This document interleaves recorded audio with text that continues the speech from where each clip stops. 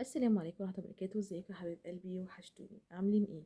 يا رب تكونوا بصحة وسلامة وبخير. النهاردة قبل اي حاجة نصلي على النبي عليه الصلاة والسلام، واذكروا الله يذكركم، لا اله الا الله محمد رسول الله.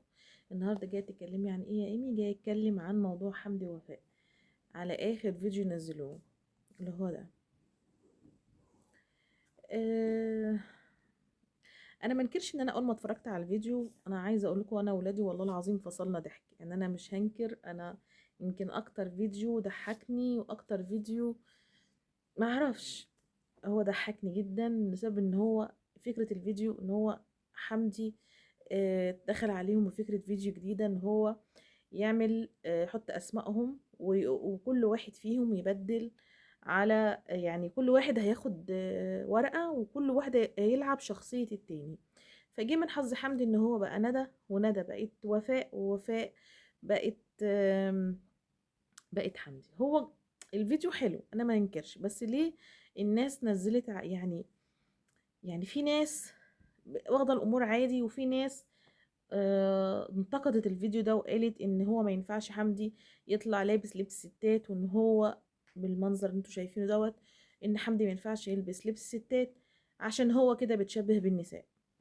طيب وناس تانية قالت بتضحك ومعديه الامور عادي. انا ما اقدرش اقول لكم ان هو متشبهش بالنساء، يعني انا ما اقدرش اقول حاجه لان انا ما اناش يعني، بس هو فعلا هو التشبه بالنساء حرام. يعني انا معاكم، انا ما اقدرش انكر حاجه، دي حاجه في قراننا وحاجه في ديننا، ان احنا فعلا ده تشبه بالنساء. فيا ريت يا حمدي ان انت كنت بدلت دورك وعملت يونس. والله العظيم انت لو كنت عملت يونس كنت هتبقى، بص الفيديو كان هيبقى جبار. يعني تخيل نفسك كده تعيش يوم كامل وانت يونس.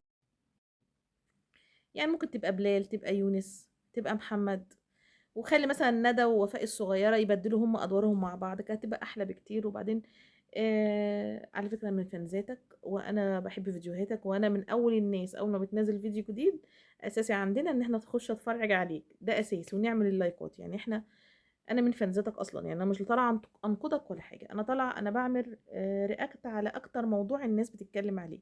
يعني مثلا هم اتكلموا على موضوع ده، انا ما اقدرش اقول لهم هم مش عندهم حق، هم عندهم حق لان دي حاجه في ديننا. يعني انا ما اقدرش اقول لهم لا هو ما تشبهش لا حمدي تشبه في النساء، انتوا شايفين كده،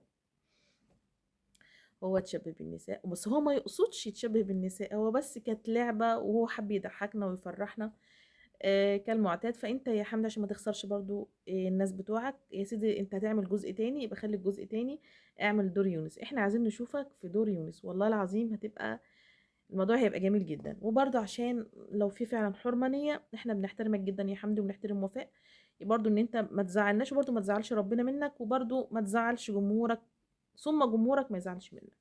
طبعا ربنا اهم من اي حد. بس يا جماعة بلاش تكبروا الحوارات وتكبروا المواضيع. هو خلاص يعني اكيد هو قرا كومنتاتكم وقرا تعليقاتكم وعرف ان انتوا زعلانين ان هو حمدي عمل كده. فبالراحة شوية، احنا ممكن يوتيوبر احنا بنحبه زي حمدي ووفاء، احنا ناس بنحبهم وبنحترمهم، ممكن هم يغلطوا غلطة ما يقصدهاش، هم قاصدين ان هم يضحكونا ويفرحونا، فهي منهم كده.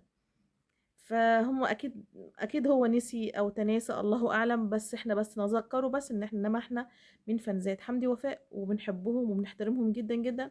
ويمكن غلطة بسيطة يا حمدي بس انت ممكن تعدلها جدا. يعني انت سمعت ان انت هتعمل جزء تاني، فبلاش يا سيدي تعمل دور ندى، اعمل دور يونس. اللي معايا اللي عايز حمدي يعمل دور يونس يدوس لايك ويكتب في تعليق اعمل يا حمدي دور يونس. احنا بنطالب ان حمدي يعمل دور يونس، بنطالب ان حمدي يعمل دور يونس، وبطالب ان وفاء تعمل دور ندى، او وفاء الكبيره تعمل دور وفاء الصغيره، وان بلال او محمد وندى هما اللي يعملوا دور الام والاب. والله العظيم هيبقى فيديو جامد جدا والناس هتحبه جدا جدا جدا. لو معايا دوس لايك وحط كومنت واشتركوا في القناه بتاعتي. هو كان فيديو خفيف خفيف خفيف، وانا حبيت اعمل لكم رياكت خفيف خفيف خفيف، ما عادش برضه اطول لكم في الكلام كتير. هو الموضوع كلمتين مش مستاهل. واكيد حمدي عرف غلطته من كومنتاتكم وتعليقاتكم الجميله. ولو انتوا بس برضو عايزه منكم طلب، لو انتوا شايفيني غلطانه في حاجه اكتبوا لي في تعليق، ولو شايفيني كلامي صح برضو اكتبوا لي في تعليق. والله بقرا تعليقاتكم، وحاجه بقراها مره واثنين وثلاثه. ولو في حاجه يعني انتم مغلطيني في حاجه انا بعيد تفكير فيها. فاقول لكم باي باي، وصلوا النبي، ما توصلوا الفيديو بتاعي دوت ل 2000 لايك. هيحصل ايه يعني؟ فيديو خفيف اهوت، لايك بسيطه كده. ويا رب ربنا يسعدكم ويفرحكم يا رب العالمين زي ما هتفرحوني وتفرحوا غيري، واقول لكم مع السلامة.